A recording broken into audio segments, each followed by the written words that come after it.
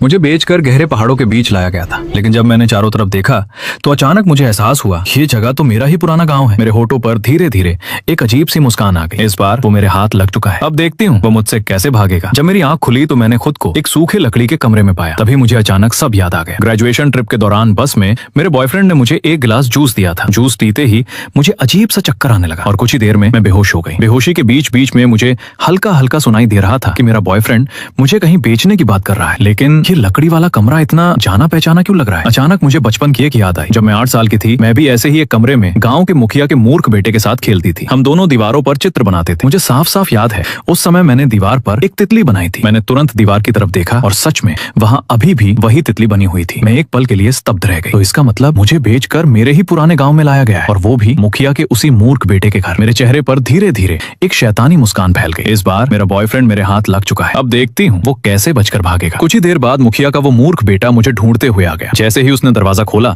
वो मुझे देखकर दंग रह गया। शाओशुए, तुम यहाँ कैसे? अच्छा है, इतना भी बेवकूफ नहीं हुआ है अभी तक। कम से कम मुझे पहचान तो लिया। मैंने उसे इशारे से पास बुलाया। वो बचपन की तरह ही उछलता कूदता मेरे पास आ गया। मैंने उससे पूछा, मुझे यहाँ कौन लेकर आया है? उसने कहा, एक आदमी, शायद उसका नाम कुन है। ये सुनते ही मुझे सब समझ आ गया। साई कुन, वही मेरा बॉयफ्रेंड है। मैंने दांत भींचते हुए पूछा, वो कमीना अभी भी गाँव में है? मूर्ख लड़के ने सिर हिलाया। हाँ, वो यही है। मैं हल्का सा मुस्कुराई। बहुत अच्छा, अभी तुम अपनी माँ के पास जाओ और उन्हें बताओ कि मुझे बेचकर यहाँ लाया गया है। फिर उनसे कहना आज रात तुम्हारे घर दावत रखनी है। जैसे ही उसने दावत का नाम सुना, उसकी आंखें चमक उठी। वो तुरंत खुशी खुशी सिर हिलाने लगा। फिर अचानक उसने पूछा, क्या तुम सच में मेरी पत्नी बनना चाहती हो? मैंने बिना सोचे उसके सिर पर 2 जोरदार चपत मार दी। वो घबराकर पीछे हट गया। नहीं नहीं, मुझे इतनी गुस्से वाली पत्नी नहीं चाहिए। दूसरों की पत्नियां तो बहुत समझदार होती हैं, तुम जैसी नहीं। मैंने भौहें चढ़ाकर पूछा, मैं कैसी? वो थोड़ा रुका, फिर बोला, तुम तो बहुत दबंग हो। मैं हंस पड़ी। फिर मैंने उससे पूछा, बताओ उस आदमी ने मुझे यहाँ बेचने के लिए कितने पैसे दिए? मेरे मन में अंदाजा था कम से कम 20 लाख तो होंगे। आखिर मैं एक जिंदा इंसान हूँ और एक खूबसूरत लड़की भी। लेकिन तभी उस मूर्ख लड़के ने गर्व से 2 उंगलियां उठाई। 20,000! मैं अवाक रह गई। क्या सिर्फ 20,000? इतने पैसों में तो शहर में एक वर्ग मीटर जमीन भी नहीं मिलती। लेकिन